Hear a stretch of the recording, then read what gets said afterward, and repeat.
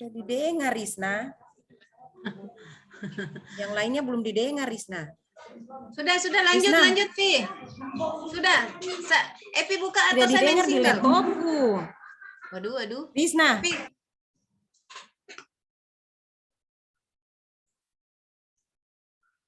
Epi buka atau saya main single?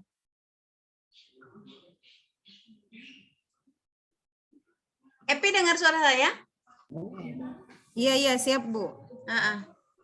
Ya, kita mulai sudah. Bismillahirrahmanirrahim. Assalamualaikum warahmatullahi wabarakatuh. Waalaikumsalam. Selamat pagi menjelang siang. Yang terhormat, Ibu telah hadir bersama kita dalam room ini, Ibu Widya Suara yang cantik dan baik hati, Ibu Agustina Sarjana Hukum MSI, yang akan membawakan agenda 1 pada pagi hari ini. Yang saya banggakan juga buat peserta Latsar Angkatan 29. Ya, untuk Pak Ketua yang ditugaskan hari ini untuk laporan. Untuk peserta, duduk siap, gerak.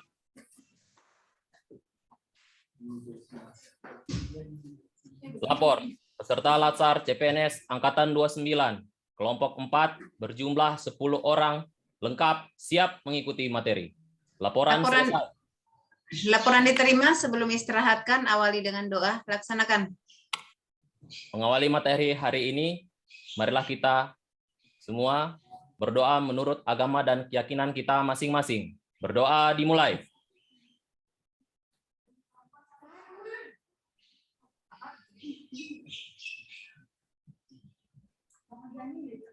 Berdoa selesai.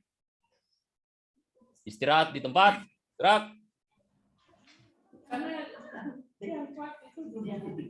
Oke, baik. Terima kasih Bu Evi yang pada pagi hari ini sebagai evaluator kita untuk yang telah bersedia mendampingi kita selama kurang lebih 2 jam ke depan, 2 kali 45 menit, 90 menit ke depan beliau akan mendampingi kita semua. Baik, yang kami hormati adik-adik peserta Latsar yang berbahagia, Angkatan 29 yang pada pagi hari ini, saya pribadi mengucapkan terima kasih atas kesediaan waktunya yang sedianya yang untuk kita sebenarnya bersama-sama dengan kelompok yang lain. Namun berhubung kelompok yang lain tadi sudah berjalan dan 7.30 selesai jam 9, namun karena saya bertugas di angkatan 99 tadi sehingga baru kesempatan ini kita bisa bergabung sama-sama. Mohon kerjasamanya untuk teman-teman, untuk adik-adik ini di dalam proses 45 kali 2, 90 menit ini untuk saling sharing, saling berdiskusi untuk untuk agenda pertama. Nah, baik adik-adik yang kami banggakan sebagai umat yang beragama, mari kita bersama-sama memanjatkan puji syukur atas limpahan berkah anugerah pada pagi hari ini menjelang siang. Kita diberikan kesehatan, keapiatan sehingga bisa bersama-sama di room kecil ini.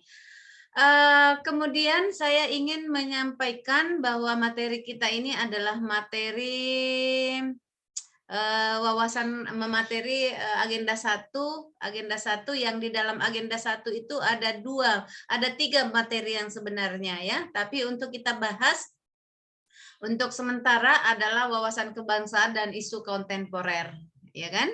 Nah, wawasan materi nantinya yang lebih ke kesiapsiagaan bela negara nanti kita akan mendiskusikan di agenda pada saat klasikal. Nanti kita ada waktu klasikal, jadi khusus di klasikal itu ada materi 10 jam pembelajaran itu di klasikal nanti untuk agenda 1. Jadi ada praktek praktek-prakteknya nanti, praktek apa itu ya, praktek baris berbaris, kemudian ada nanti kerjasama tim, semuanya ada di apa namanya di klasikal nanti. Karena kalau saya suruh nanti praktek baris berbaris, nanti saya diajak menghayal. Jadi nanti kita manfaatkan saja di agenda di apa namanya setelah klasikal.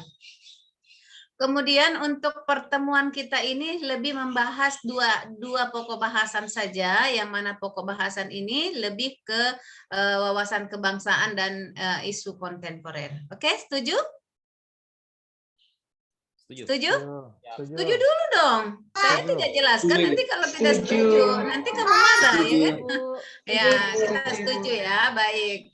Baik adik-adik yang kami banggakan, perkenalkan saya Agustina, saya salah satu Widyaswara BPSDM Provinsi Sulawesi Tengah yang menggeluti dunia ASN sekitar 22 tahun dan menggeluti dunia Widyaswara masuk tahun ke-12.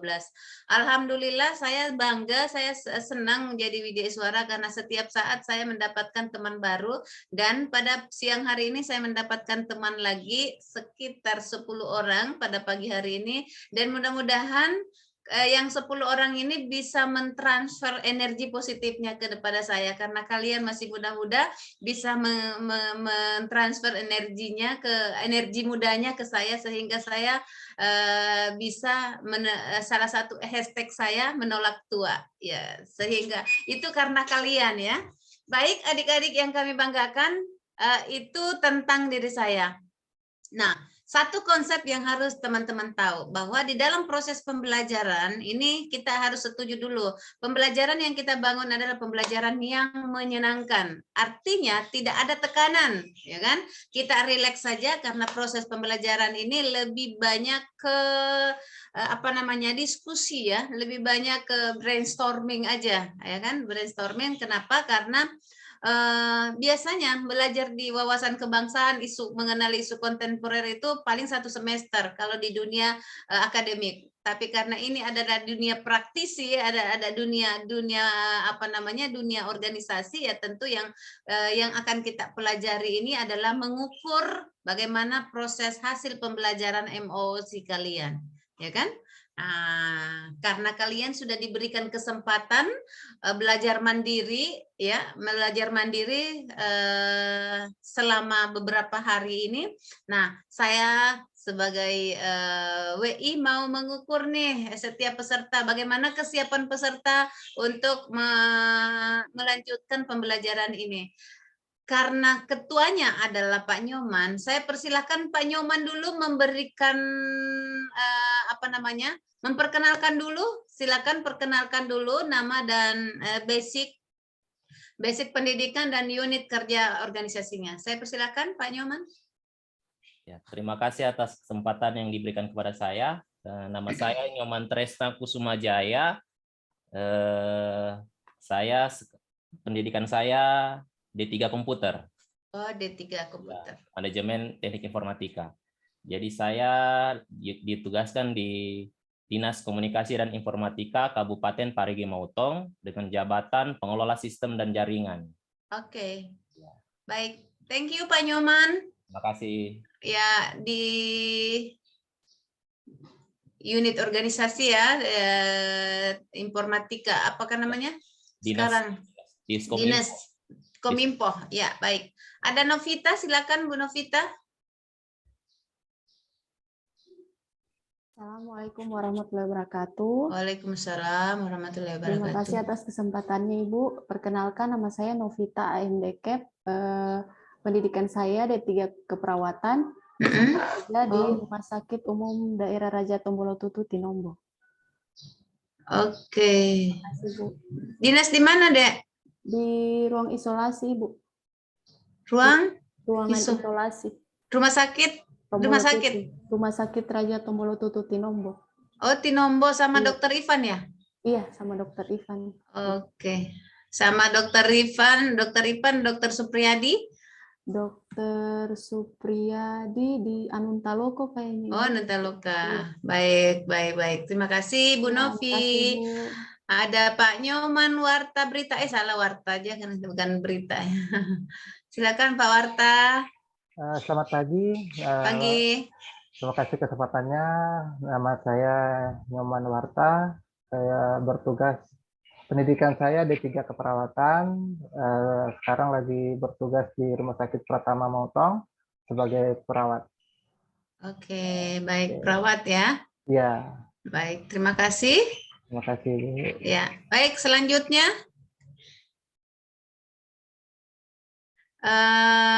Siapa nih selanjutnya nih? Pak Sudi. Sudi lupa atau Sudi lapa nih? Siap, Sudi lapa Ibu. Oke, baik. Silakan Pak Sudi. Terima kasih atas kesempatan yang diberikan. Selamat pagi. Assalamualaikum warahmatullahi wabarakatuh. Salam sejahtera untuk kita semua. Perkenalkan, nama saya Sudi Lapa. Basic pendidikan saya D3 Teknik Sipil. Oke. D3 Teknik Sipil. Saya ditugaskan di Dinas Pekerjaan Umum Penataan Ruang dan Pertanahan, tepatnya di bidang tata ruang. Oh, tata ruang. Kemarin di angkatan 99 ada juga tuh yang S1 tapi di Teknik Sipil. Siapa tuh Pak Sudi? Kak Nana, Ibu. Laki-laki? Kalau D3 Teknik S1 itu Paul. Paul, iya. Dia di Bina Marga, Ibu. Baik. Makasih Pak Sudi. Ya, terima kasih, Bu. Ada Ibu Rohayati. Silakan Bu Rohayati. Assalamualaikum warahmatullahi wabarakatuh. Terima kasih. Kecil sekali suaranya Bu Ati. Assalamualaikum warahmatullahi wabarakatuh.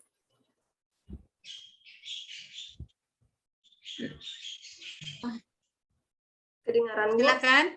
Ya, terima kasih atas kesempatan yang diberikan kepada saya. Ya. Nama saya Rohayati, pendidikan D3 Kebidanan, unit kerjanya di Rumah Sakit Umum Daerah Raja Tombolo Tutup. Oke, rumah sakit semua nih ya. Ya. Makasih Bu Rohayati. Ada Ibu Niputu Dewi. Sinarningsih. Selamat pagi Bu, terima kasih atas waktunya. Nama saya Niputu Dewi Sinarningsih, pendidikan D3 keperawatan. Saya kerja di Rumah Sakit Anuntalu Keparigi. Oke, baik. Ada Ibu Niwayan Dewi Artini. Ini orang Manado semua nih ya? Terima kasih Bu. Perkenalkan, nama saya Niwayan Dewi Artini AMD Kes. Pendidikan saya D3 keperawatan gigi. Sekarang saya sedang tugas di Puskesmas Palasa, Ibu. Puskesmas Palasa? Iya, Bu. Sama Ibu Fitri ya? Iya, Ibu Fitri Bidani. Oke. Baik. Silakan ada Ibu Gusti Ayu Dwi Eva Niangti. Panjang sekali namamu. Oke, silakan nih Gusti. Ya, selamat pagi Ibu. Pagi, kecil banget suaranya sayang. Nama saya Nigusti Ayu Dwi Evanianti AMD Cap. Pendidikan saya D3 keperawatan Ibu. Oke. Bekerja saat ini di UPTD Puskesmas Kasimbar. Oke, Kasimbar ya. Ya, Ibu. Oke.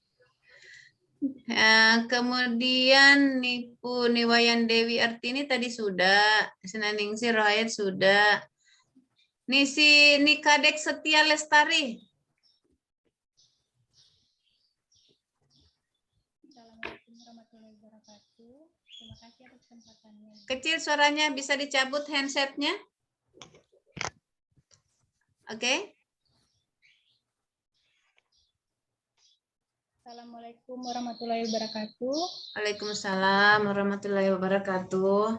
Terima kasih Bu atas kesempatannya. Perkenalkan, nama saya Nikadek Setia Lestari, pendidikan D3 Kebidanan, instansi Rumah Sakit Umum Daerah Raja Tombolo Tutup. Oke, baik. Terima kasih. Berarti di sini D3 semua ya? Iya, Ibu. Tidak ada S1 kan? Iya, siap, Bu. Pak Sudi ya? Pak Sudi kan dari D3 juga ya? Dari D3, Ibu. Oke, baik. Baik, terima kasih. Baik, adik-adik yang kami banggakan, semuanya sudah selesai. Alhamdulillah.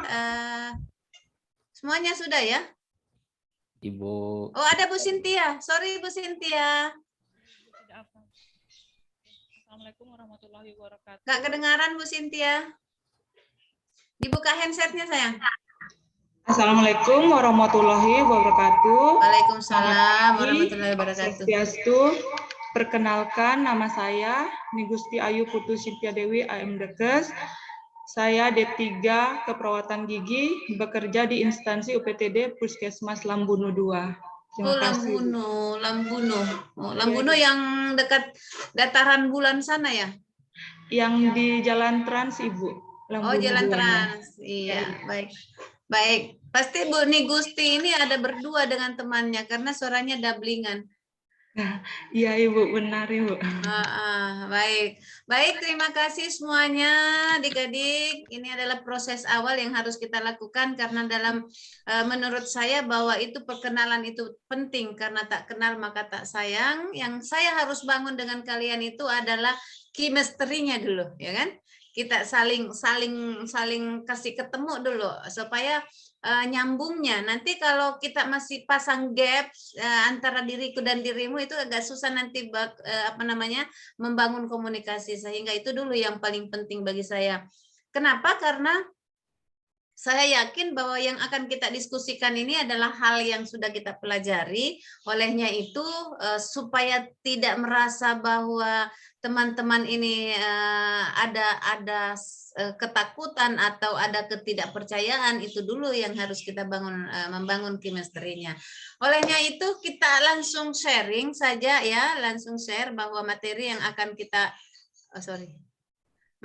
akan kita diskusikan pada pagi hari ini adalah khusus untuk materi wawasan kebangsaan ya, kalau tidak salah ya.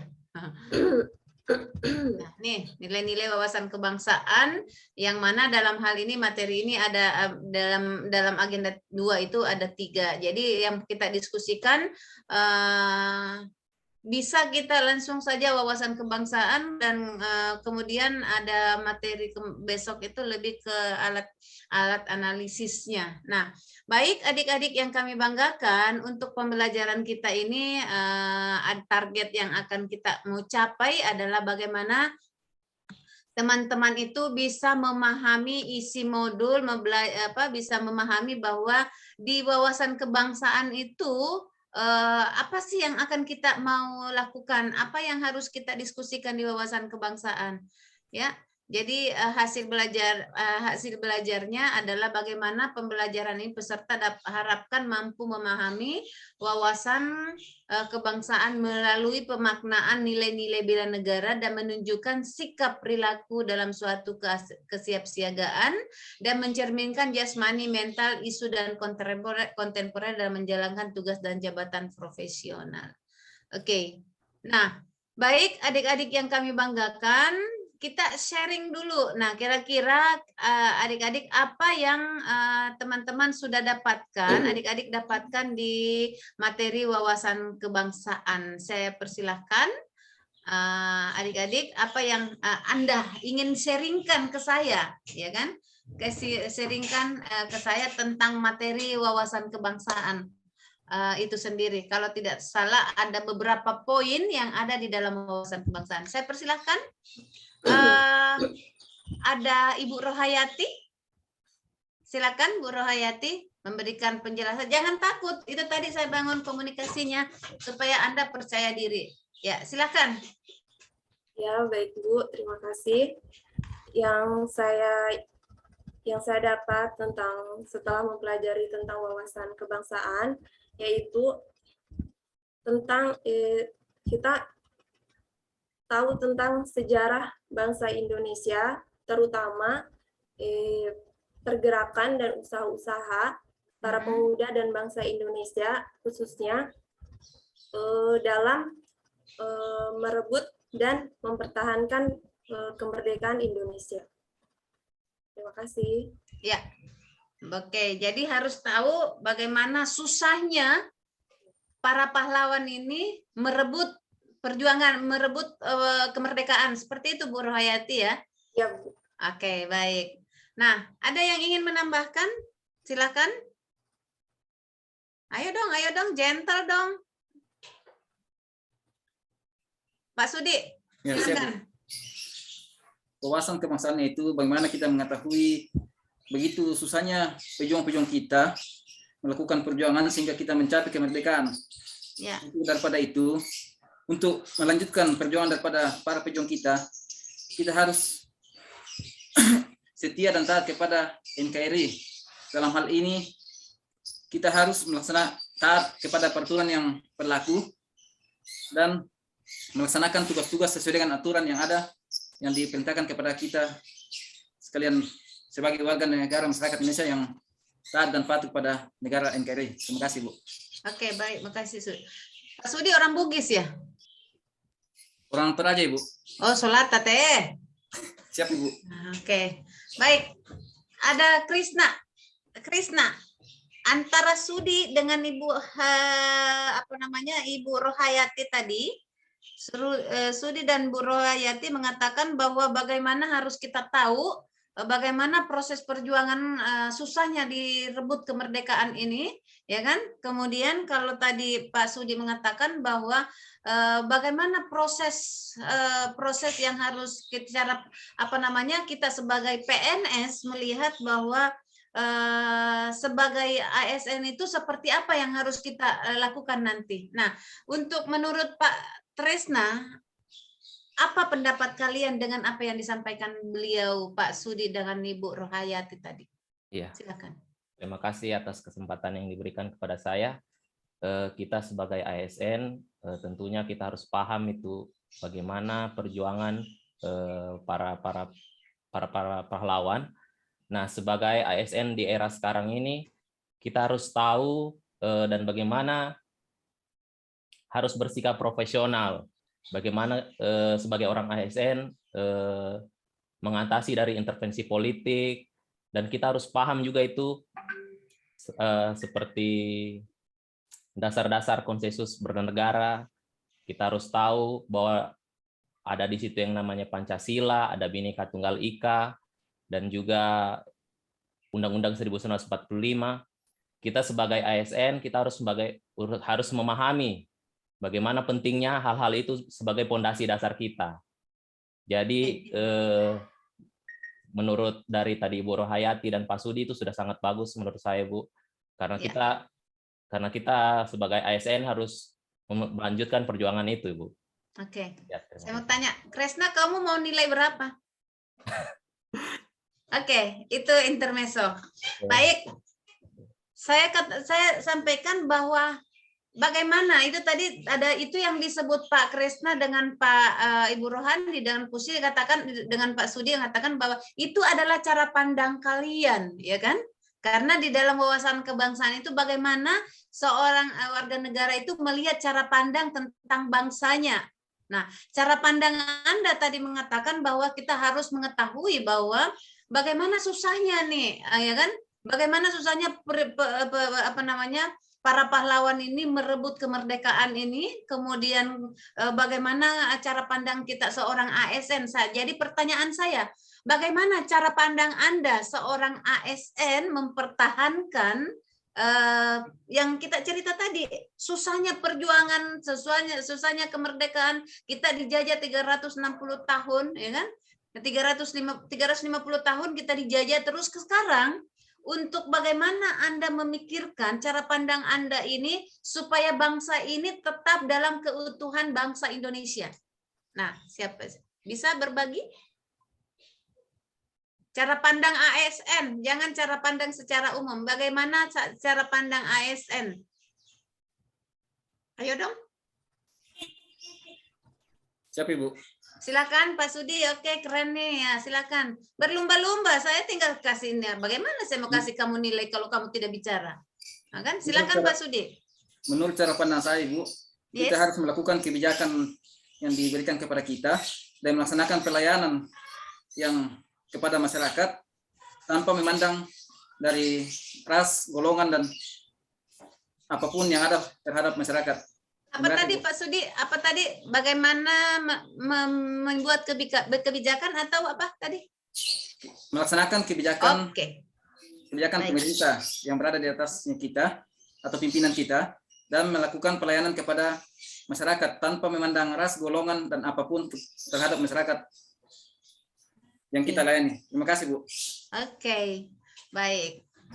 Setuju saya. Bagaimana kita seorang ASN sebagai dapat melaksanakan kebijakan dalam hal melaksanakan tugas. Jadi dalam hal itu tidak dalam memberikan pelayanan kita tidak bisa melihat dari golongan, ras dan lain-lainnya. Ya. Ada yang bisa menyebutkan, menyampaikan ke saya, apa sih fungsi ASN? Pahami dulu, apa fungsi ASN? Ayo, Bu Gusti Ayu Dwi Evanianti. Ya, Ibu, boleh saya tambahkan? Boleh. Di sini ASN diwajibkan mampu memiliki wawasan kebangsaan dan ideologi Pancasila, Ibu. Oke, tambahan. Karena ASN merupakan instrumen penting dalam meningkatkan pemahaman wawasan kebangsaan, khususnya dalam ideologi Pancasila itu sendiri, Ibu. Oke, betul. Yang dikatakan jadi Ibu Gusti. Kemudian ada yang bisa menambahkan ke saya, memberikan saya apa sih fungsi kalian? Anda diangkat itu ada fungsinya. Jangan kira kamu senang-senang. Oke, ada Ibu Niwayan Dewi, silakan fungsi ASN, Bu Dewi.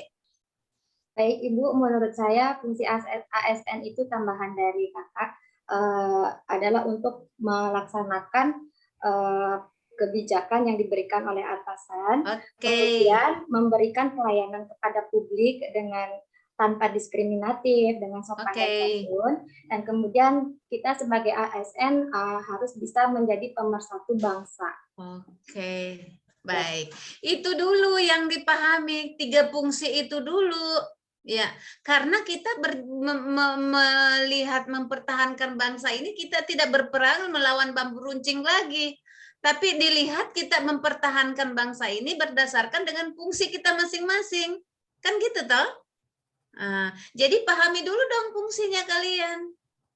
Nah, setuju tadi Pak Sudi katakan bahwa di dalam melaksanakan tugas kita sebagai fungsi pelaksana kebijakan publik, apa kebijakan pemerintah tadi itu jangan kita jadi provokator. Ya kan?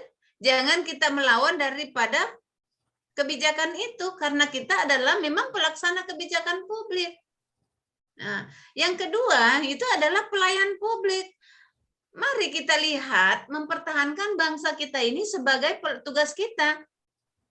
Anda sebagai perawat, ya bagaimana tekniknya Anda ini tekniknya Anda nanti ini, cara Anda, cara pandang Anda mempertahankan bangsa ini berdasarkan dan fungsi Anda.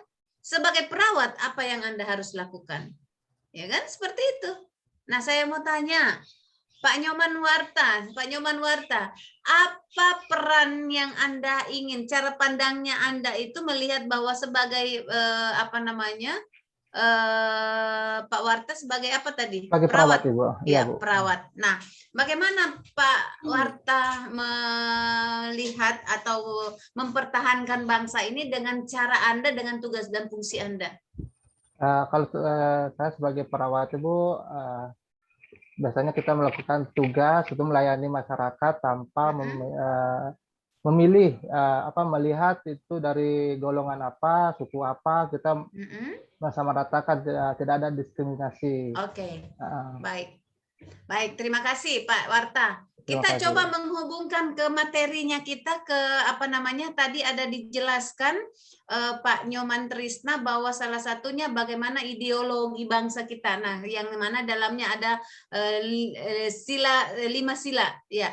Apa yang bisa Anda hubungkan dengan apa yang dijelaskan dengan Pak Warta tadi dengan yang disampaikan dengan Pak Krisna, dihubungkan dengan materi bagaimana Pancasila itu dijadikan sebagai ideologi, sebagai apalah yang Pak Krisna tadi sampaikan. Silakan, ada yang bisa menjelaskan? Pak Krisna sendiri bisa memperjelas.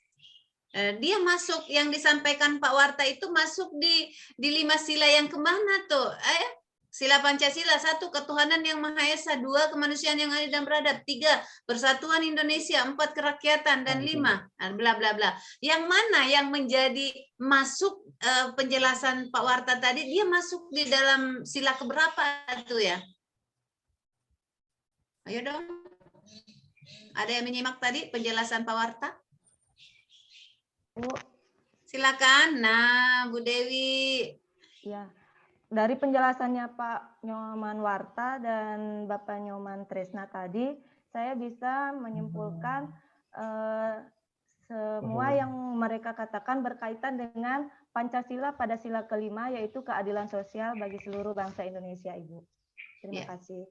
Kenapa keadilan, Bu? Silakan menjelaskan dulu. Kenapa keadilan?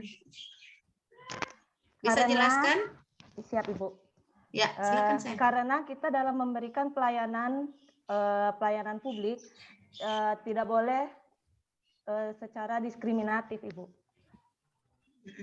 Tidak bisa diskriminatif, tidak boleh melihat daripada kita berikan pelayanan spesial ini karena satu komunitas, satu budaya misalnya, karena dia sama-sama orang Bali, kita berikan pelayanan spesial seperti itu, ya. Di dalam sila itu tidak menganut itu ya, Bu ya? Ya, Ibu, seperti itu. Oke, baik. Baik, ada yang bisa menjelaskan lagi tentang wawasan kebangsaan itu sendiri yang ada di dalamnya? Silakan. Pemahaman kalian boleh. Bu Kadek Setia Lestari bisa memberikan. Ibu, kalau menurut saya Ibu, kan tadi sudah dijelaskan sama Ibu Rohayati dan teman-teman yang lain.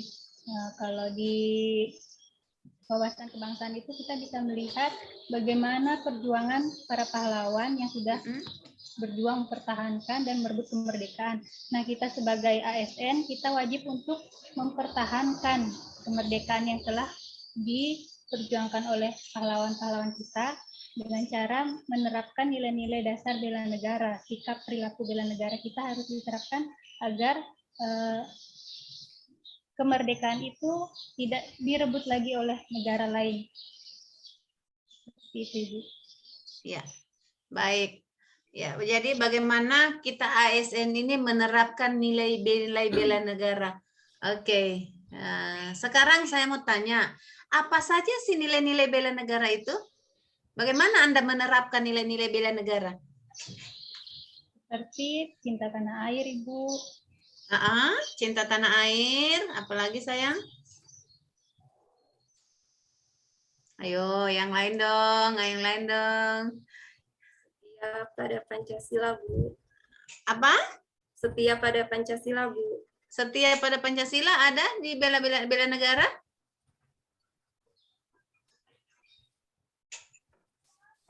Oke. Kesadaran berbangsa. Sadar berbangsa dan bernegara. Sadar berbangsa. Silakan Pak Krisna. Ya, indikator bela negara itu salah satunya cinta tanah air, sadar berbangsa dan bernegara, setia pada ideologi Pancasila, dan rela berkorban untuk bangsa dan negara, dan memiliki kemampuan awal bela negara. Kita harus poin-poin itu untuk bela negara. Oke, ada 6 ya. Oke. Ada 6 apa 5? 6 ya? 5. 5, Bu. Rela berkorban, apalagi satu? Sadar. Sadar tanah air, cinta tanah air, sadar berbangsa, setia ideologi, setia Pancasila, Pada Pancasila rela berkorban, dan mempunyai kemampuan awal bela negara. Mempunyai kemampuan bela negara. Oke. Saya mau tanya nih. Bagaimana penerapan Anda sebagai ASN, ya kan? Karena ini katanya tadi bahwa bagaimana nanti ASN ini mampu menerapkan nilai-nilai bela negara. Salah satunya untuk mempertahankan, ya kan? Nah, karena itu nilai bela negara nih. Nah, ada 5 poin tadi dijelaskan, kalian menjelaskan. Nah, yang itu cinta tanah air, sadar berbangsa, setia pada ideologi Pancasila, kemudian rela berkorban dan mempunyai kemampuan bela negara. Yang saya mau tanyakan, bagaimana penerapan ASN, penerapan kalian di dalam mempunyai kemampuan bela negara, mempunyai kemampuan yang poin ke-5 tadi. Saya persilahkan, siapa yang bagaimana penerapannya itu? Bagaimana penerapannya? Izin, Bu. Silakan, Bu Novita. Saya Ibu, penerapan khususnya saya sebagai perawat, penerapannya saya ke pekerjaan saya mencintai pekerjaan saya, menjalankan tugas-tugas saya sebagai perawat, yaitu melayani masyarakat dengan tidak membeda-bedakan status, suku maupun agama pasien saya. Seperti itu. Kenapa mesti harus dilakukan seperti itu, Bu Novita? Itu cinta tanah air atau apa rela berkorban, Ten? Menurut saya itu cinta tanah air, Ibu. Karena secara tidak langsung, apabila kita mencintai pekerjaan kita, secara tidak langsung itu kita sudah mencintai negara Republik Indonesia, Ibu. Seperti itu. Makasih. Baik. Dari cinta tanah airnya. Ada yang menjelaskan secara keseluruhan, Pak Kresna? Ya, terima kasih, Bu. Atas kesempatannya dalam menyikapi indikator cinta tanah air itu salah satunya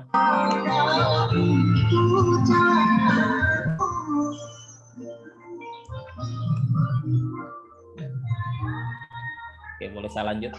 Bu Nifutu, boleh soundnya dimatikan di mikrofonnya? Ya. Oh iya Bu, maaf Bu. Ya. Silakan Pak Kresna, Pak Trisna. Ya, terima kasih Bu. Untuk indikator cinta tanah air itu salah satunya bisa kita buktikan dengan memberi produk dalam negeri, itu salah satu contoh. Kemudian membangkitkan jiwa patriotisme kita, seperti itu. Kemudian untuk indikator sadar berbangsa dan negara itu salah satunya itu dengan mengikuti pemilihan umum. Jadi tidak apa istilahnya, kalau pokoknya jangan sampai tidak mencoblos, istilah kayak begitu. Kalau misalnya nggak boleh golput ya. Iya, tidak boleh golput, itu maksud saya. Maksud saya sadar berbangsa. Sadar berbangsa. Jadi kita sebagai warga ini punya andil untuk menentukan keberlangsungan negara kita, seperti itu. Kemudian salah satu indikator ideologi Pancasila itu menjadikan Pancasila itu sebagai landasan dalam kita sebagai ASN untuk menjalankan kewajiban kita, seperti itu. Jadi kita harus paham semua nilai-nilai dari Pancasila, seperti itu, Ibu. Itu kemudian untuk indikator berkorban dan bela negara itu berpartisipasi dalam pembangunan bangsa. Kemudian juga yakin dan percaya bahwa negara ini kita tidak sia-sia melakukan itu. Kita harus punya keyakinan seperti itu sebagai ASN.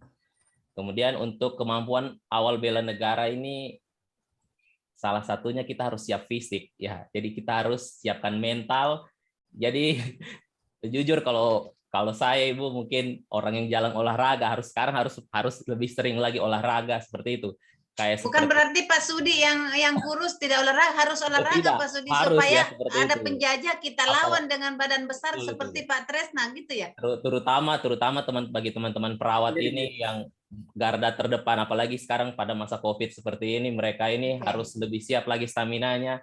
Itu merupakan salah satu indikator kemampuan awal bela negara, Bu. Harus siap secara stamina. Mungkin seperti itu, Bu, yang bisa saya Oke, baik. Terima kasih. Baik, menarik. Jadi tadi secara umum Pak Tresna sudah sampaikan bahwa bagaimana bentuk cinta tanah airnya. Nah, itu lebih ke secara masih umum.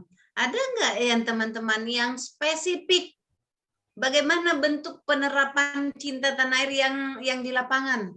Contoh saya katakan. Contoh kasus, ya kan? Perawat ini garda terdepan loh ya. Masih ingat kasus di Papua kemarin yang perawat yang didor ya, satu puskesmas yang dibuang ke jurang. Bagaimana Anda tanggapi itu tentang cinta tanah air, sadar berbangsa, setia ideologi, rela berkorban dan bla bla bla. Bagaimana penerapan untuk dari kalian? Jika anggaplah karena Parigi ini juga termasuk salah satu sasaran yang dekat dengan teroris. Nah, bagaimana jika seandainya Anda di posisi garda terdepan dan kemudian Anda di dalam kondisi cinta tanah air katanya kan, tetapi di ujung kepala Anda itu ada senjata. Nah, kira-kira bagaimana Anda mampu menerapkan menerapkan kemampuan awal bela negara Anda. Nah, silakan siapa yang ingin memberikan penjelasan, saya persilahkan. Ini saya random saja, terserah siapa yang mau. Saya mau lihat kemampuannya. Jangan cuma cerita kamu bilang di sini bahwa harus bela begini. Coba buktikan. Silakan. Jangan tidak ada yang menyahut. Kita selesaikan NIP-mu di sini ini kalau tidak. Silakan Sudi, jangan bikin malu, rentor aja Sudi. Siap Ibu. Siap. Seorang ASN harus mampu menerapkan nilai wawasan kebangsaan itu cinta tanah air dengan cara seorang ASN itu kan sudah seorang ASN itu siap ditempatkan di mana saja apapun situasinya.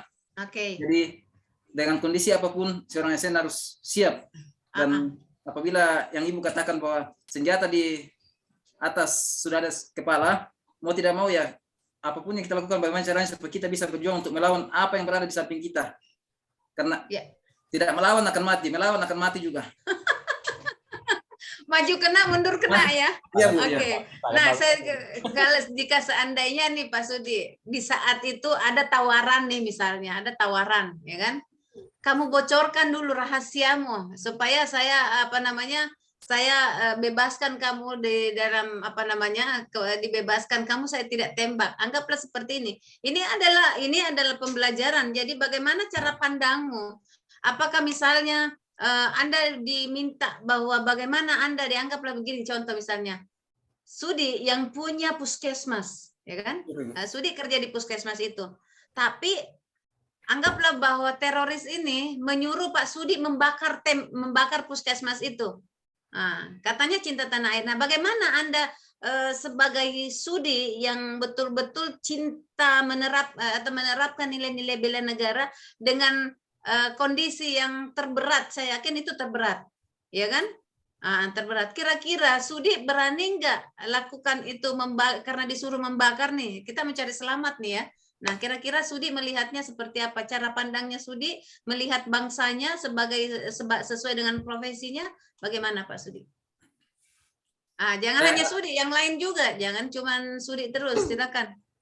Kalau cara pandang saya, Bu, ada dua kemungkinan. Dua cara pandang saya.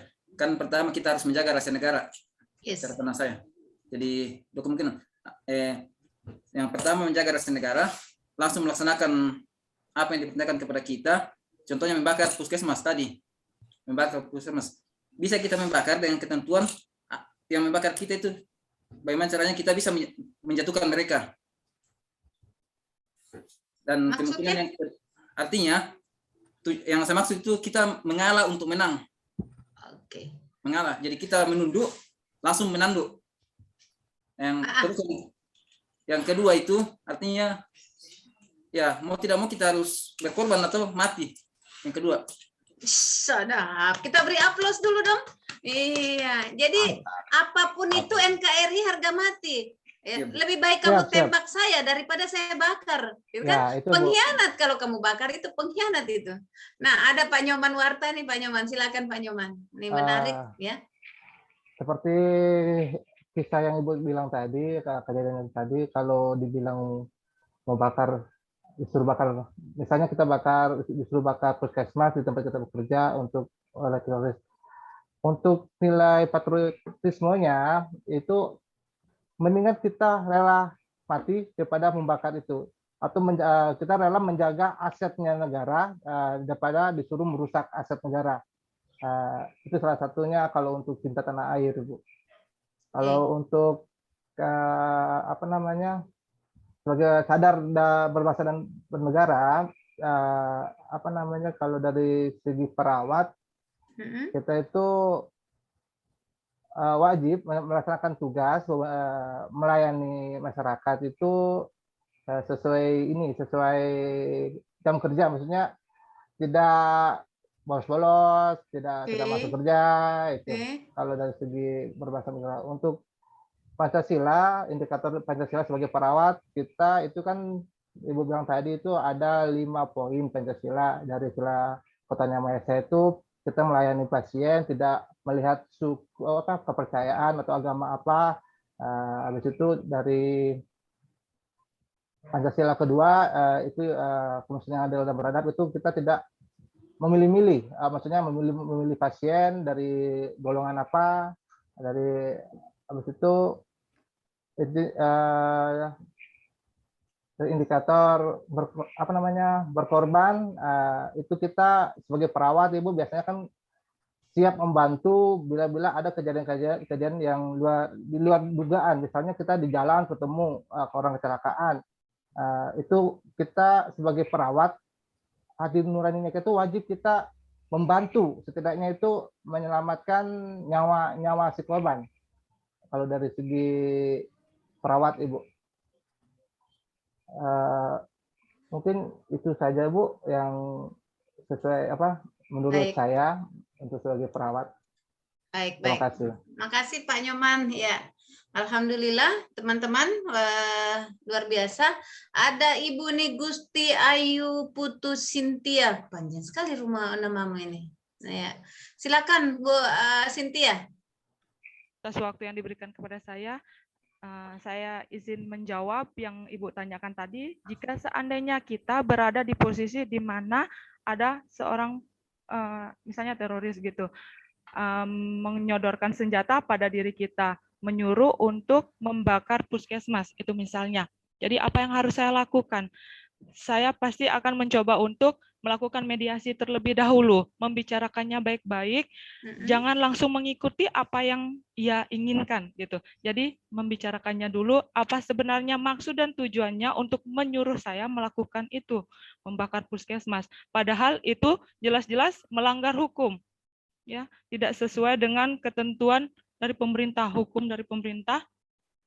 Jadi saya akan membicarakannya dulu. Setelah itu, jika seandainya dia masih juga tidak mau melakukan mediasi, tapi tetap melawan, mau tidak mau saya akan berkorban untuk rela mati daripada membakar puskesmas itu. Sama seperti yang dijelaskan teman-teman yang lainnya. Tapi saya harus mencobanya dulu untuk mediasi. Ya, membicarakannya baik-baik, jangan langsung bertindak anarkis.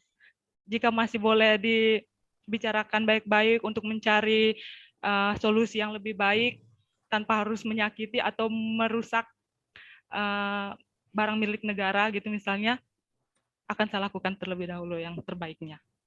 Oke. Baik, terima kasih Bu Sintia. Jadi lebih memilih dua alternatif. Alternatif pertama dengan melakukan persuasif untuk membangun komunikasi.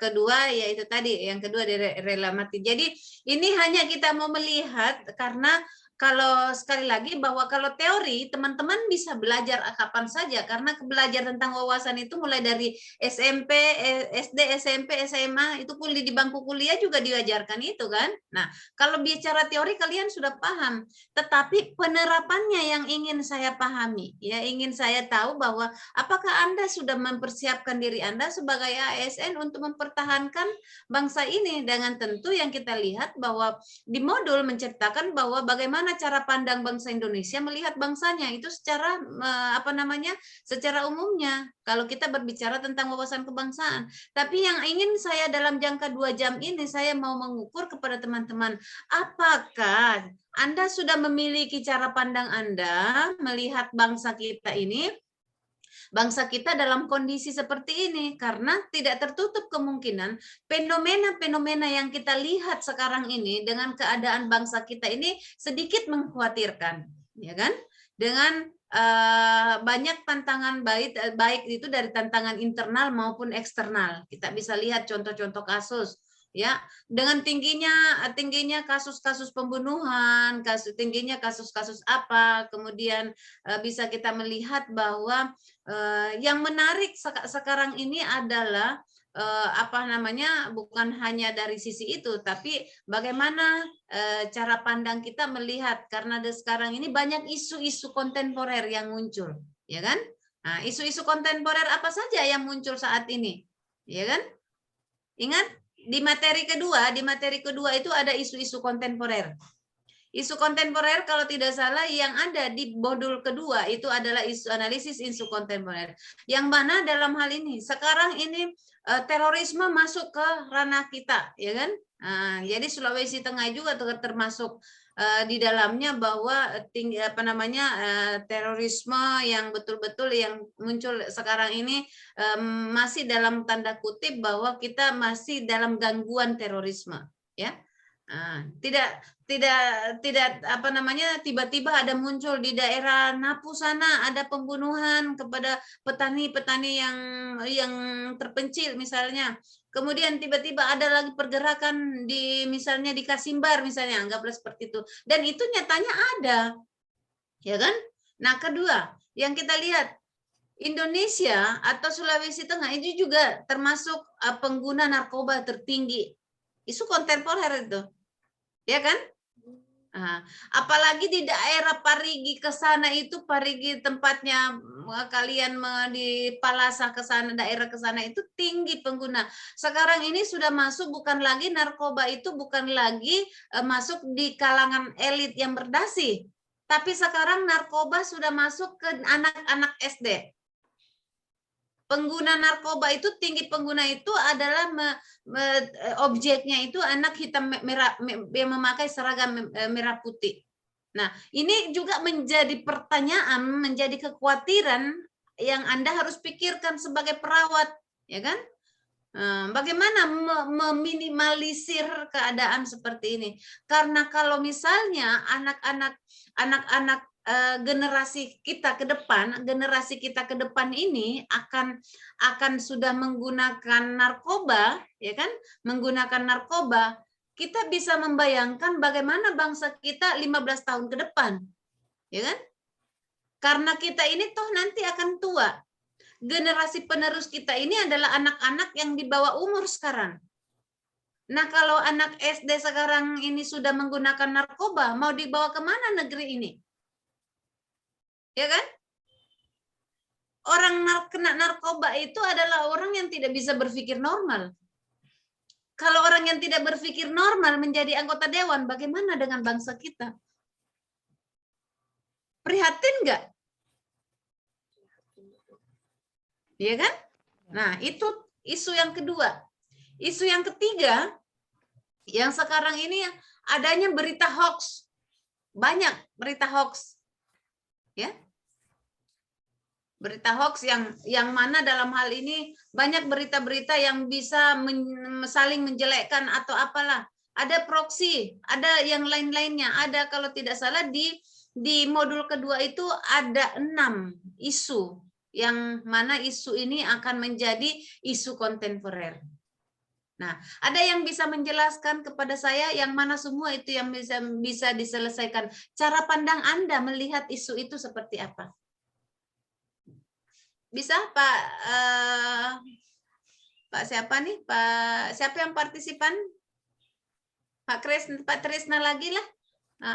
Ya, silakan Pak Trisna. Bagaimana cara pandang Anda melihat kondisi bangsa kita ini yang memiliki isu yang bisa menyebabkan kemunduran daripada bangsa ini?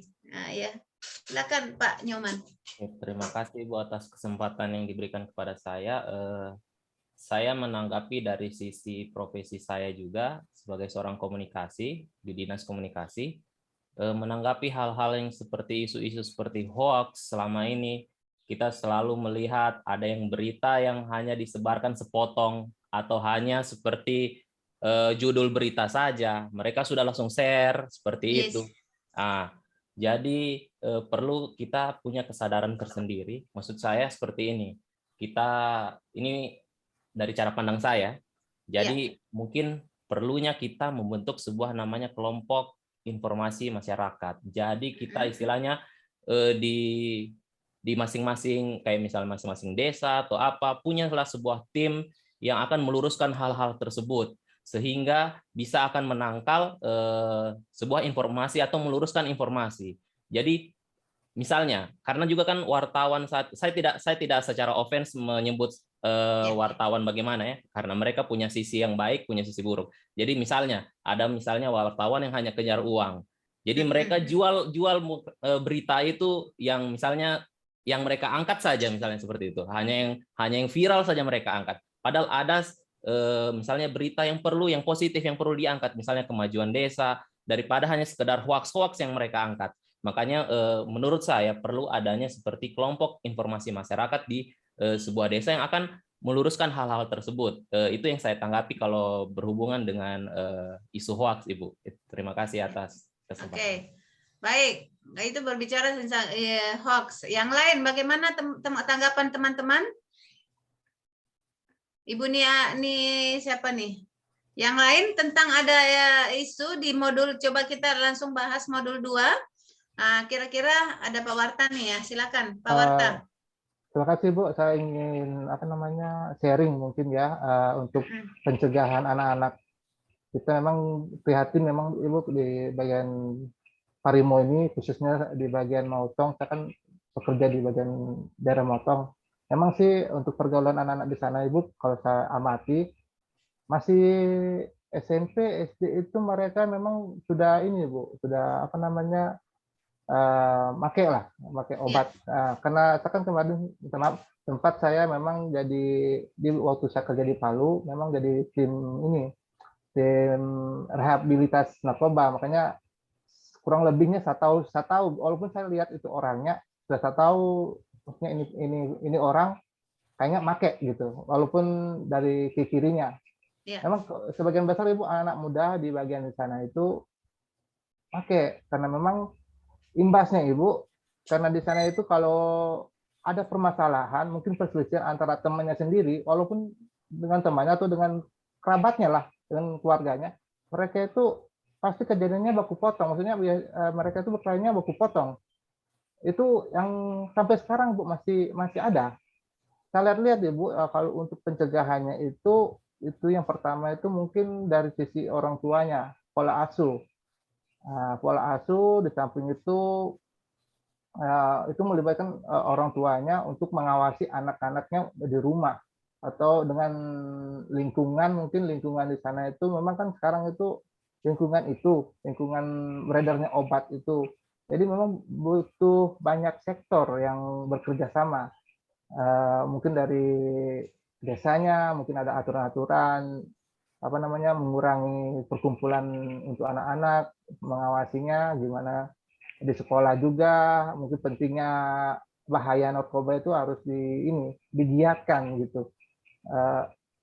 Di samping itu di sana itu kalau anak-anak sekarang Ibu mungkin zamannya anak-anak zaman sekarang itu gengsinya lebih tinggi, saya lihat Ibu. Jadi mereka itu walaupun kalau dilihat dari segi penghasilan di rumahnya mungkin tidak sepadan dengan mereka pakai obat begitu. Makanya dari segi pergaulan mungkin Bu ya, mungkin itu yang pemicu utama. Betul Pak Nyam. Pemicu utama Bu. Makanya ini si anak ini mungkin biar kelihatannya gagah, gaya hidup ya. Ya itu mungkin lifestyle. Dilihat jago apa, pasti mereka itu. Oke. Baik.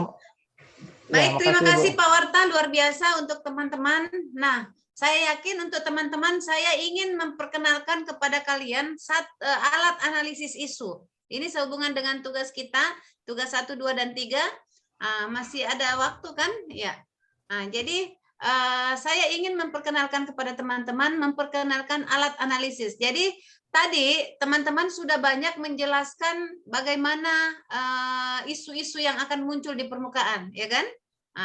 Jadi nanti cara pandangnya ada tugas 1, tugas 2, modul 1, modul 2 kita satukan. Nah, saya akan memperkenalkan alat analisis. Jadi alat analisis isu-isu yang mana adalah alat analisis ini adalah alat yang untuk menentukan dari sekian isu ini kira-kira isu yang menjadi kontemporer itu yang mana, isu yang menjadi lagi hangat ini yang mana. Nah, kita lihat bahwa isu adalah kita lihat bahwa untuk menentukan isunya di sini kita lihat bahwa isu adalah media scanning, bisa kita dapatkan dari surat kabar, bisa dari publikasi, bisa dapatkan dari jurnal, dari manapun. Isu juga bisa kita lihat berangkat dari tugas kita. Ya, apa yang disampaikan Pak Warta dengan Pak Tresna itu adalah isu yang berdasarkan dilihat daripada kondisi real di lapangan, itu boleh diangkat menjadi sebuah isu. Ya kan? Bisa dipaham ya? Jadi isu itu bisa didapatkan dari mana saja sumbernya. Ya, yang mana bisa kita dapatkan dari media informasi, bisa didapatkan dari misalnya dari koran, dari manapun. Nah, bisa juga kita dapatkan dari menelusuri survei atau polling yang terjadi, yang kita lihat di dari hasil polling selama ini. Nah, ternyata yang trending sekarang ini, ya kan, sekarang ada lagi yang lagi trending 1, trending 2. Itu bisa dijadikan isu, ya, bisa dijadikan sumber informasi, bisa jadikan isu. Kemudian bisa jadi bisa kita dapatkan dari pejabat pemerintah atau trust center, bisa dari mana saja. Jadi intinya isu bisa Anda, semua informasi yang bisa menurut Anda itu bisa bedah dari sisi misalnya sosial kultural, dari politik, dari manapun bisa Anda jadikan sumber informasi untuk Anda bahas berdasarkan dengan tugas dan fungsi kalian, ya kan? Nah, kemudian kenapa kita harus melihat daripada isu ini harus diselesaikan, karena itu adalah isu itu merupakan yang harus kita tanamkan itu adalah kita peduli dalam organisasi kita. Jadi misalnya isu yang merebak selama ini adalah tingginya penggunaan pengguna narkoba di Kabupaten Parigi Motong. Itu isu, ya, menurut Pak Warta dan menurut orang lain, ya kan? Nah, berangkat dari mana? Hasil surveinya Pak Warta dari bekerjanya misalnya selama ini, selama dia menjadi salah satu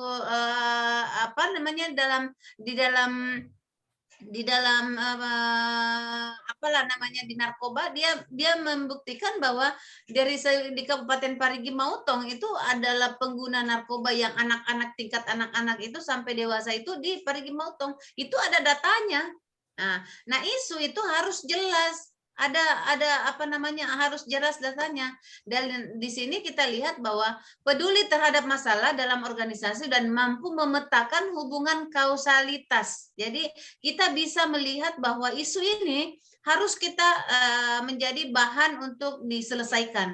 Karena kalau tidak, gimana nanti ke depan, ya kan? Kemudian di sini juga kita merupakan suatu proses pengambilan keputusan, analisis pencurian informasi tentang bagaimana organisasi menggunakan informasi melibatkan sejumlah orang dalam perusahaan. Nah, bisa juga dijadikan bahwa problem solving, mampu mengembangkan dan memilih alternatif dan mampu memetakan aktor terkait dan peran masing-masing. Kemudian analisis, mampu berpikir konseptual. Ini dulu yang dibangun untuk menentukan kemampuan untuk menganalisis isu. Itu yang dulu yang dibangun adik-adik. Jadi memang karena kita bangun itu kepedulian, kemudian itu kita mampu menentukan alternatifnya. Kemudian kita masih mampu menghubungkan substansi daripada mata pelatihan itu sendiri atau tugas. Nah, kita lihat, saya kejar-kejar karena waktu kita nanti takutnya tidak cukup ya. Kemudian penilaian kriteria isu itu kita harus pakai aktual, benar-benar terjadi dan sedang hangat dibicarakan dalam masyarakat. Contoh yang disampaikan tadi Pak Warta dan Pak Tresna itu adalah fakta. Jadi itu benar-benar terjadi.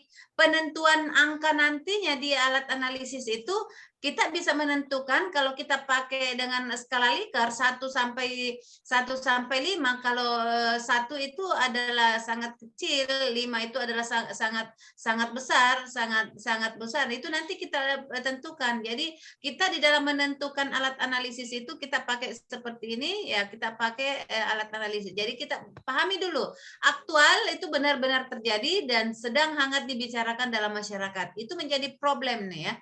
Problematiknya isu yang dimiliki dimensi, jadi kalau tidak terselesaikan ini akan akan berpengaruh sangat luas, ya. Nah, jadi isu ini misalnya kalau kita tidak selesaikan masalah narkoba ini, tingginya pengguna narkoba akan berefek berdampak kepada hari ini, misalnya penggunanya narkoba 50 orang, ada kemungkinan hitungan 1 minggu bisa menjadi 60 orang. Karena ini menjadi persoalan, ini menjadi problematik ini. Kalau ini dibiarkan akan bisa menjadi bahwa ke depan Parigi Mautong itu menjadi sarana pengguna narkoba misalnya. Ini hanya anekdot saja. Kemudian kehalayakan adalah bagaimana kriteria isu ini kita lihat dari sisi bahwa berpikir kepada orang banyak. Jadi kalau masalah ini akan berpengaruh terhadap keluarga, berpengaruh kepada orang tua, berpengaruh kepada keluarga besar, berpengaruh kepada satu desa, satu kecamatan. Jadi lebih ke kemaslahatan, kehalayakan. Jadi itu yang kita bisa melihat kriteria isu. Jadi bisa kita berpikir secara menghubungkan antara sebab akibatnya. Kalau tidak diselesaikan ini akibatnya ini. Kalau tidak diselesaikan ini akan berdampak ini. Jadi sudah ada dalam pemikiran pemetaan itu. Nah, kemudian kelayakan isu yang masuk akal dan realistis dan relevan dengan tugas dan fungsi saya. Jadi misalnya Pak Warta dan teman-teman yang lain melihat isu yang diangkat ini berdasarkan tugas dan fungsinya. Kenapa diangkat salah satunya misalnya peran, anggaplah bahwa tingginya pengguna narkoba di penderita puskesmas di tingginya penderita narkoba di puskesmas bla bla bla, ya kan? Dapat diukur bahwa setiap berapa orang yang aktualnya berapa orang nih yang tiap minggu datang periksa tentang dia play atau apa, itu bisa diukur, itu kan punya, kita tahu ciri-cirinya. Nah, kenapa layak Anda angkat? Karena Anda seorang perawat, itu adalah tugas Anda untuk memberikan pelayanan kepada masyarakat. Sehingga itu yang dimaksud kelayakan. Kelayakan itu adalah isu yang kita selesaikan, yang kita angkat itu yang sehubungan, yang relevan dengan tugas dan dengan fungsi yang kita pecahkan. Ya, ada yang ingin bertanya tentang kriteria isu ini sebelum kita masuk di sini? Nggak ada? Oke, kalau tidak ada, mari kita lihat contoh isu. Jadi menentukan. Jadi isu itu adalah kita cari isu apa saja. Misalnya pengguna tinggi narkoba, tingginya misalnya berita hoax di Kabupaten Parigi Mautong, contoh. Jadi semua yang menjadi isu itu kita masukkan di sini. Makanya di sini identifikasi isu. Jadi identifikasi isu itu adalah kita ambil misalnya 5 atau 6 isu, ya. Kita identifikasi di sini, kita tulis semua isu yang ada di organisasi kita. Di organisasi kita atau yang ada di lingkungan kerja kita. Tergantung tugasnya nanti mau diarahkan seperti apa. Jadi isu itu harus kata kuncinya ada kata negatif. Jadi misalnya tingginya pengguna narkoba bla bla bla, itu negatif itu, karena ternyata dengan tingginya pengguna narkoba berarti di puskesmas sana atau di Parigi Mautong itu pengguna narkoba itu banyak sekali, ya kan? Sehingga kalau banyak akan bisa berefek ke sini nanti, misalnya itu contoh. Atau misalnya belum optimalnya penerapan cuci tangan 5M, ya misalnya. Nah, berarti dampaknya kalau tidak menerapkan ini, cuci tangan 5M ini akan berdampak kepada misalnya tingginya penularan penyakit, misalnya, contoh. Jadi ini hanya contoh.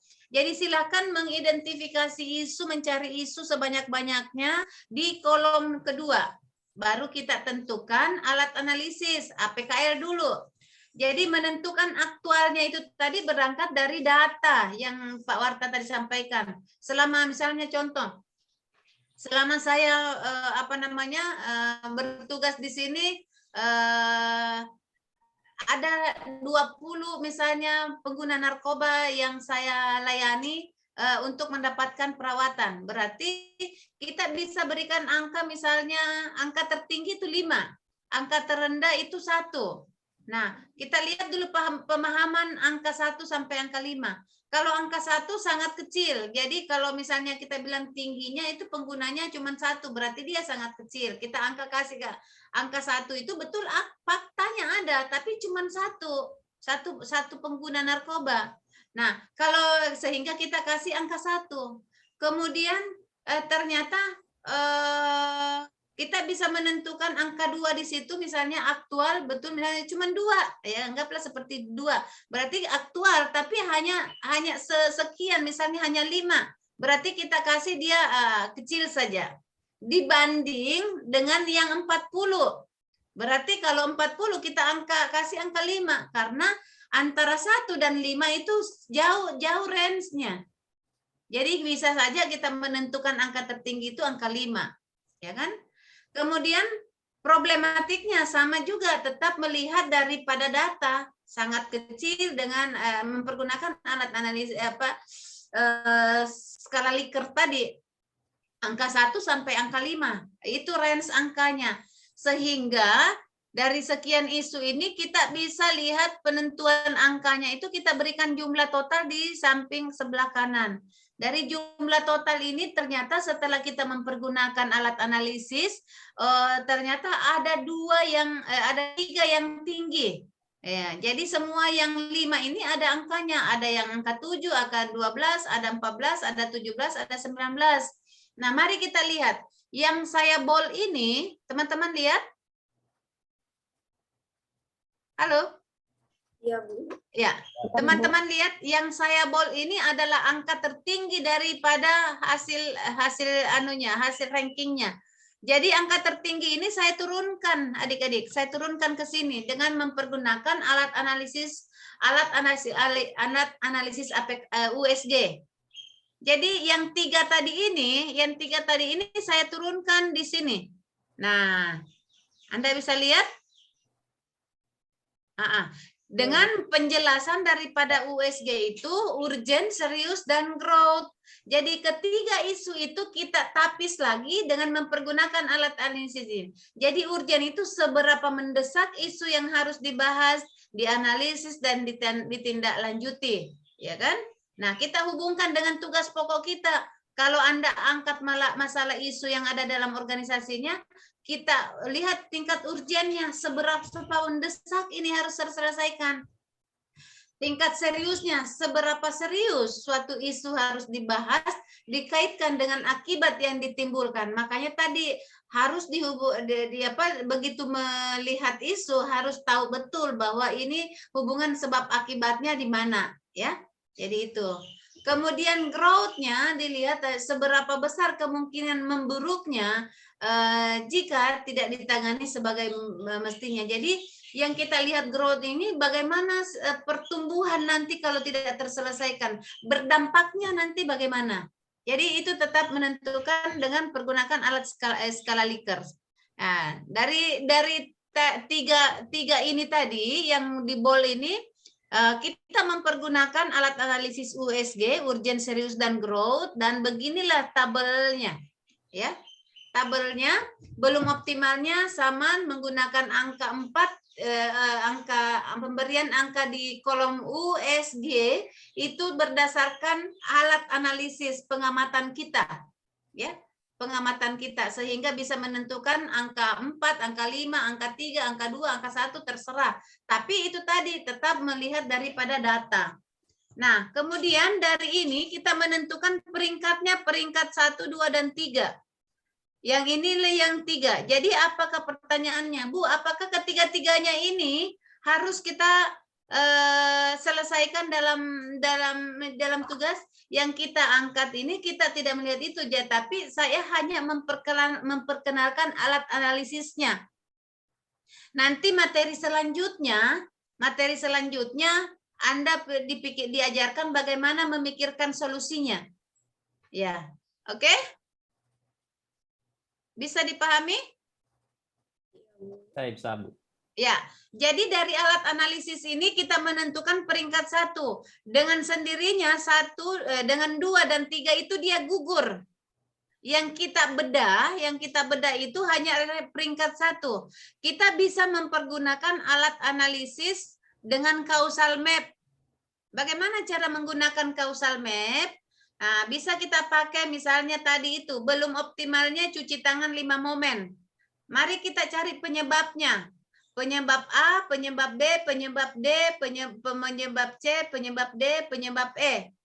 Nah, ini boleh kita cari dan bisa kita cari ada E1, E2, E3, E3, E22. Itu boleh kita pakai seperti itu.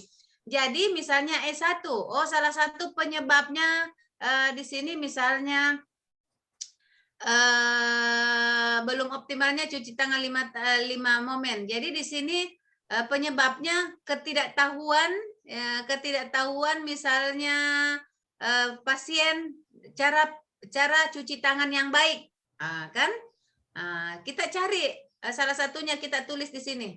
Ketidaktahuan misalnya anggaplah seperti ini. Belum optimalnya cuci tangan, misalnya di sini kita ketidaktahuan pasien tentang cara cuci tangan. Kita cari kenapa dia tidak tahu. Kita letakkan di E1, ya kan? Kemudian oh ternyata di E1 ini juga salah satu penyebabnya tidak tersedianya alat. Cara tidak tersedianya misalnya alat cuci tangan yang baik, misalnya tidak tersedianya drum apa misalnya situ tempat cuci tangan. Nah, kita cari lagi di E1 itu E2 ini menjadi E21 misalnya anggaplah bahwa di E21 ini ternyata kita lihat bahwa kenapa dia tidak ada tempat cuci tangan? Nah, kenapa dia tidak ada cuci tangan? Karena minim anggaran misalnya. Jadi bagaimana solusinya? Oh, minim anggaran. Kita buatkan deh dari tempat misalnya anggaplah misalnya dari ban bekas atau apa dari tempat apa namanya itu impus itu apa namanya sih? Tempat impus, tempatnya yang apa namanya? Tempatnya impus itu. Nah, kita coba cari kreatifnya bahwa kita desain dulu supaya menjadi yang jelas bahwa outputnya di sini harus tersedia alat cuci tangan misalnya, alat cuci tangan karena tadi persoalannya tidak tersedianya alat cuci tangan di sini sehingga harus kita selesaikan.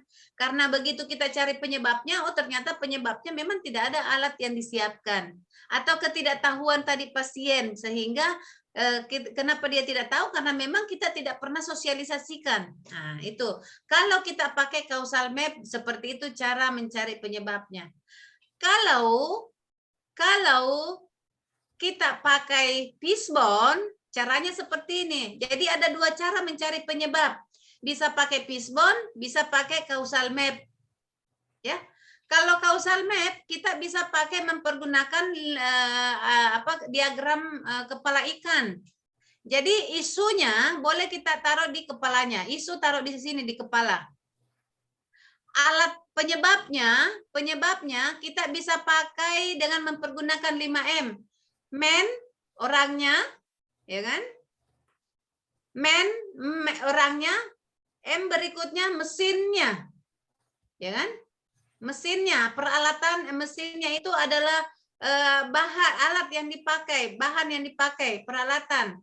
Kemudian metodenya, caranya selama ini.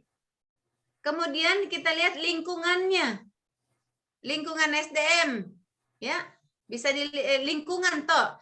Kemudian apalagi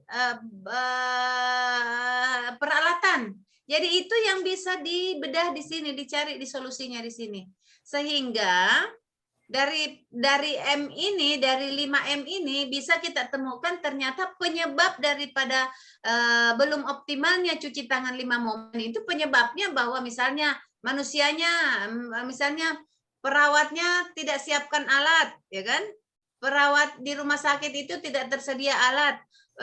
Kemudian pasien itu tidak terbiasa, ya kan, tidak terbiasa melakukan cuci tangan. Kemudian petugasnya tidak membiasakan diri, tidak patuh pada peraturan, cuci tangan misalnya. Nah, itu semua yang dibedah. Di sini di tulang-tulangnya ini adalah yang harus kita cari ini adalah penyebab yang menyebabkan, berarti negatifnya. Ada langkah-langkahnya bisa seperti ini. Nah, seperti ini. Ya. Ini sangat berhubungan dengan tugasnya teman-teman. Ini ada tugas ya. Jadi tugasnya bisa buat seperti ini. Ini tugas kedua. Tugas pertama juga ada. Jadi langsung saja ke tugas kedua. Analisis isu. Ya. Langsung saja ya. Tidak usah terlalu banyak tugas. Ini saja saya kasih tugas kalian. Tugas individu, identifikasi ya. Jadi Anda bisa lihat di sini identifikasi atau bisa buka di LMS. Kalau di LMS itu buka tugas 1, tugas 2 boleh buka. Tapi kalau tidak ini bisa Anda foto. Nanti saya rubah di LMS. Tapi kalau tidak salah tugasnya di LMS ini adalah tugas kedua. Tugas pertama juga ada ya. Jadi ini saja yang kalau saya sih ini saja yang teman-teman bikin. Nanti buatkan jurnal. Jadi ada di sini setiap peserta kelompok mencari satu video yang menggambarkan tentang Indonesia. Tapi lihat saja di LMS-nya ya. Baik, adik-adik, kira-kira dari caranya tadi ini alat analisis ini ada yang ingin dipertanyakan? Penggunaan alat analisis ini? Karena tugasnya menggunakan alat analisis ini. Ada? Halo. Besok tanggal berapa kita ketemu lagi? Tanggal berapa ya kita ketemu? Pak Sudi, silakan Pak Sudi. Ya, terima kasih Bu. Yang saya mau tanyakan di diagram Fishbone tadi Bu, ada nilainya 48, cara mendapatkan penilaian 48 tadi Bu. Yang mana sayang? Fishbone ya? Fishbone. Lagi. Itu ya, faktor penyebab 48. Yang mana nih? Yang 48 Bu. Faktor penyebabnya 48. Paling bawah. Di bawah Bu. Ada faktor penyebab. Oh, itu. Enggak, itu no, slide 48. Ini slide-nya aja Pak, bukan 48. Slide ini. Jadi dia slide 48 sih, ya. Jadi faktor penyebabnya tidak ada pengaruhnya dengan yang di atas Pak Sudi. Jadi alat Fishbone-nya ini saja, oke? Siap Ibu. Apalagi yang ingin ditanyakan?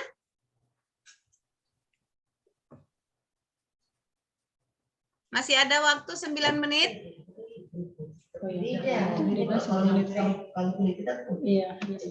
Iya, Ibu Agus, mohon izin. Ya. Kita tinggal waktu 9 menit. Ya, makanya silakan teman-teman memanfaatkan waktu itu supaya bisa mengerjakan tugasnya nanti. Ada partisipan, silakan Ibu Gusti Ayu, silakan.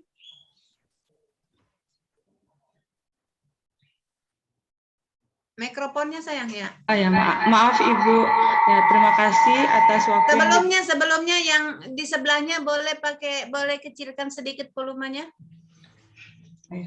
Baik, terima kasih Ibu atas waktu yang diberikan kepada saya. Saya ingin bertanya Ibu mengenai isu tadi, berarti kita kan membuat tugas tentang isu. Nanti dipilih mana yang paling tinggi poinnya. Berarti kita harus punya 5 isu. Iya. Ditentukan poin-poinnya, begitu Ibu? Iya, betul, sama dengan yang ini sayang toh. Jadi kita mengambil beberapa 5 isu. Jadi lebih spesifiknya isu di dalam melaksanakan tugasnya Anda. Jadi apa yang menjadi kendala yang Anda rasakan selama ini, selama Anda melaksanakan tugasnya sebagai perawat, ada nggak yang menghambat atau ada nggak pekerjaanmu yang belum efektif, ya kan, sehingga belum bisa memberikan support kepada tempat kerjanya. Misalnya dalam hal ini, misalnya dalam perawat. Jadi apa yang menjadi kendala pada saat selama ini kamu rasakan dalam melaksanakan tugas Anda sebagai perawat? Anda identifikasi itu 5, ya kan? Apakah dari sisi kita lihat dari IPO-nya, inputnya itu bagaimana dia misalnya orangnya, bagaimana lingkungannya, bagaimana sarana dan prasarananya, itu bisa diukur di situ, dilihat daripada masalah yang menghambat di dalam proses pekerjaannya. Itu kalau lihat dari dilihat daripada inputnya. Kemudian prosesnya, bagaimana proses pelayanan selama ini, apakah di dalam proses pelayanan sebagai perawat Anda kadang misalnya terlalu panjang birokrasi, ya kan? Kemudian harus seperti itu, yang namanya proses, ya kan? Proses dalam pelaksanaan tugas Anda sebagai perawat ini bagaimana prosesnya? Dan di dalam proses itu menurut kamu ada yang tidak perlu kita lewati, harus seperti ini. Ada yang harusnya kita bagaimana penanganannya lambat karena harus menunggu daripada misalnya kebijakan ini, misalnya itu yang namanya proses. Kemudian misalnya dari outputnya, ternyata di dalam proses pelayanan banyak orang mengeluh tentang pelayanan misalnya di keperawatan itu seperti ini, ya kan? Nah, itu yang harus bisa dijadikan sebagai isu yang bisa diangkat, apakah inputnya, prosesnya, atau outputnya. Nah, bisa Anda dari 3 ini bisa identifikasi sebanyak-banyaknya di dalam kolom kedua. Bisa ya, Bu Putu? Ibu. Iya, Ibu. Karena itulah yang kita mau lihat, cara pandang Anda melihat fungsimu itu seperti apa. Apakah Anda prihatin? Apakah Anda cinta terhadap profesimu? Kalau misalnya Anda melihat bahwa selama ini di dalam pelayanan kok kita tidak seperti ini ya, kok beda ya. Nah, berarti itu adalah bentuk cinta tanah airmu. Kan tadi kita pengen lebih penerapannya. Ya, bisa dipahami ya.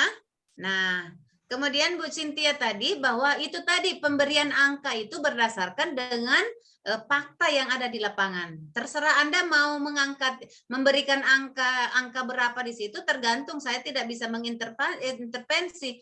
Cuman saya hanya memberikan angka 1 sampai 5, ya.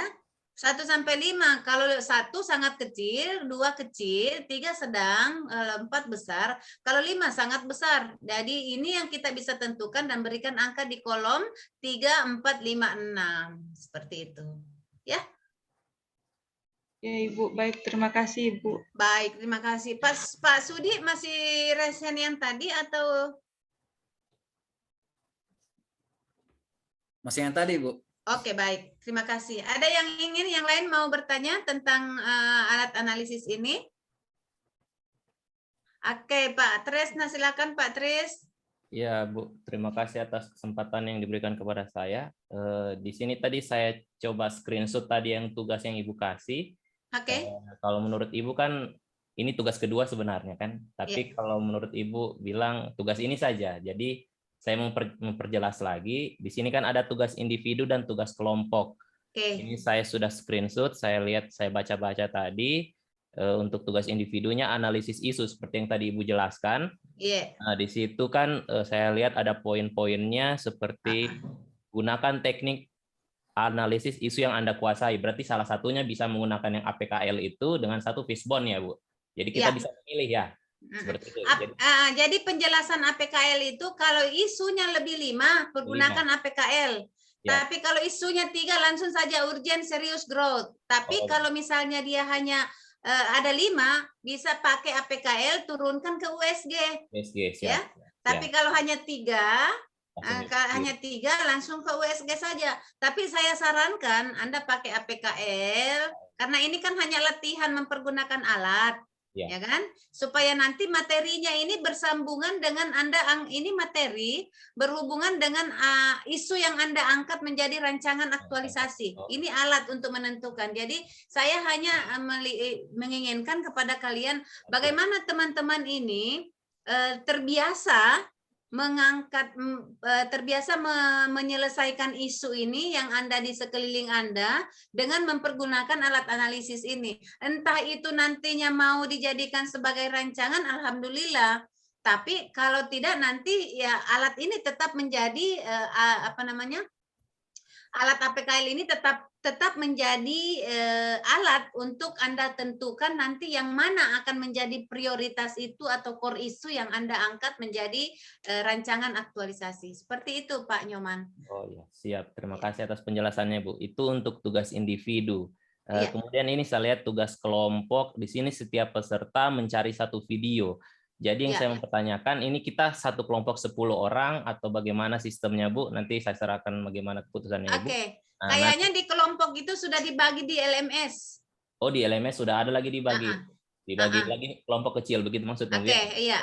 Jadi kayaknya kita 2 kelompok saja, ya kan, 2 kelompok. Nanti lihat aja di LMS supaya saya mudah memberikan nilai. Walaupun saya sudah punya catatan di sini sih, Pak. Nanti untuk tugas kelompok ini akan dipaparkan pada saat kita pertemuan atau tugas mandiri nanti akan kita paparkan di pertemuan kedua di 3 jam pembelajaran. Jadi tolong di Pak Tresna dikontrol untuk teman-teman baik tugas kelompok maupun tugas individunya, karena nanti pertemuan 3 jam ke depan itu lebih banyak kita tidak lagi bahas materi tetapi membahas tentang tugas yang teman-teman sudah buat. Oke? Oh, begitu Bu ya. Oh ya. Iya. Kalau saya lihat di jadwal ini kita pertemuan sinkronisasi lagi tanggal 21 jam 1. Iya. 21 ya nggak apa-apa, nanti tanggal 21 itu yang nanti jadi nanti teman-teman kalau tugas individunya sudah selesai atau apa, saya berikan waktu nanti harusnya sih sebentar malam dikumpul, tapi saya tidak pengen teman-teman itu asal kerja terus mengisi saja isi LMS. Jadi saya berikan kesempatan untuk tugas tugas mandirinya silakan upload besok sebelum jam 12 malam. Nah, ya kan? Tugas kelompok nanti diupload setelah kita nanti tanggal 21. Oh, siap. Oke? Ya, saya banyak longgar nih kasih kalian. Harusnya itu kalau WI pokoknya jam 12 teng, tapi ini saya tahu juga kamu mulai stres toh dengan materi yang cepat sekali. Masih dalam pelajaran Bu. Takutnya nanti kalau digenjot nanti mesinnya macet di tengah. Biasanya Honda begitu, kan?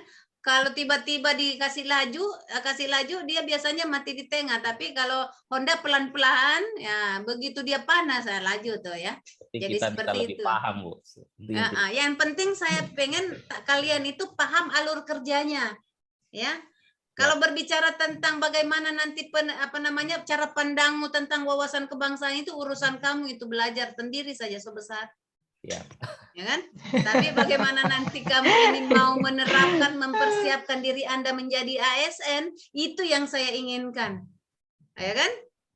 Bagaimana mempersiapkan diri Anda menjadi ASN yang benar, ya kan? Berarti kalian harus digenjot dari sekarang. Baik?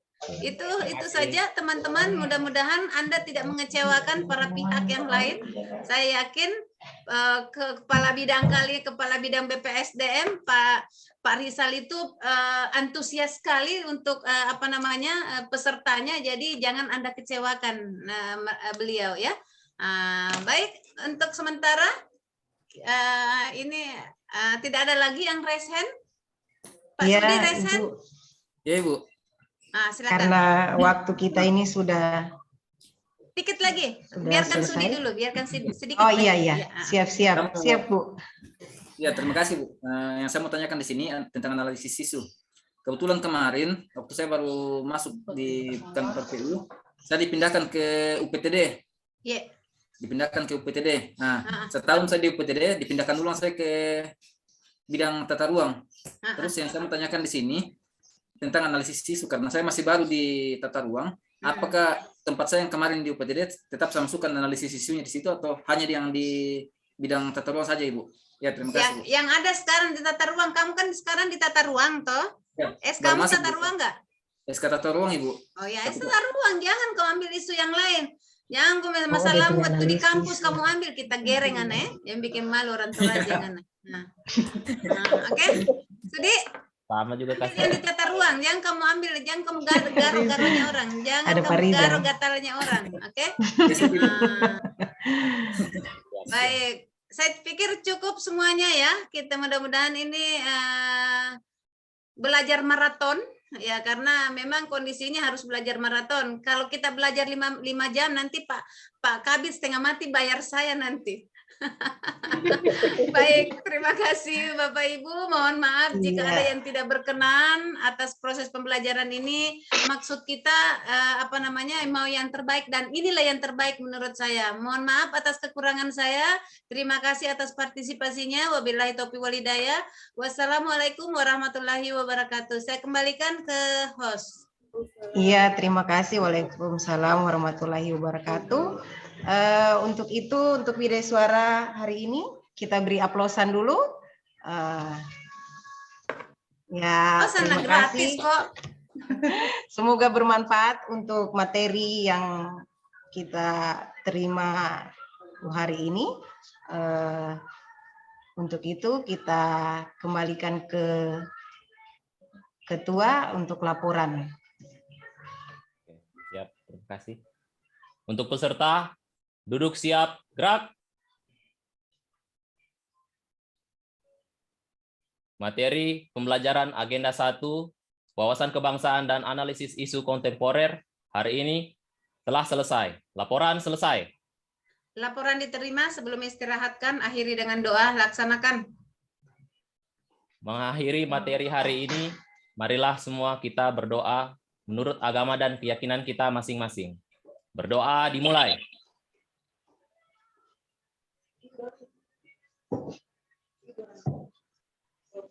Berdoa selesai. Istirahat di tempat, gerak. Oke, mohon izin Lip Ibu semuanya, sukses, selamat belajar Iya, semuanya. Ibu Agus, sehat selalu. Terima kasih. Selamat menjalankan ibadah puasa, Ibu.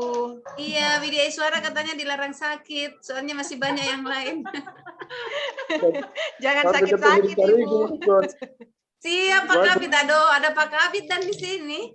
Astaga, selamat menjalankan puasa Pak Kabid. Amin. Iya, sama-sama, Bu. Iya, izin Lip. Rekornya di stopkan dulu, Pak. Siap.